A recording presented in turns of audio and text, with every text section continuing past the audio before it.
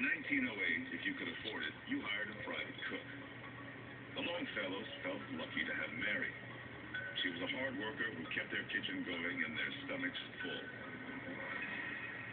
What they didn't know, Mary was a killer. She was wanted by the authorities for the death of a household member at her last job. I forgot to give you a knife for the next course. She was the kind of killer the world hadn't seen before. Instead of a knife or a gun, Mary used an invisible weapon. Bacteria. You might recognize her by her more infamous name. Typhoid Mary. Typhoid Mary, otherwise known as Mary Mallett, was famous as the first healthy carrier of the bacterium Salmonella typhi. She infected dozens of people before she was finally quarantined at North Brother Island. Mary had no idea she was a killer.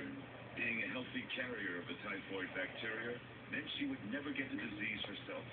She just infected others. Typhoid fever is generally contracted under unsanitary conditions. That is, it's carried in the feces and urine of the carriers, and it's transmitted to other people.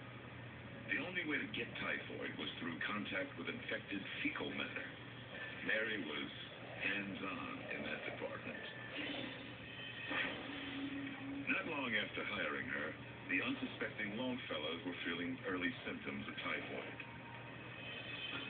During the first week, we see fever, nausea, vomiting, and severe diarrhea. During the second and third week, other organs become involved, including liver, lung, heart, and brain. As the infection continues untreated, these organs become more and more damaged, and by week 4, some will be past the point of no return, and people ultimately die from untreated typhoid fever. The Longfellows were Mary's second and third victims. She infected a total of 53 people before health officials finally caught up to her. After 6 years in quarantine, she died of pneumonia.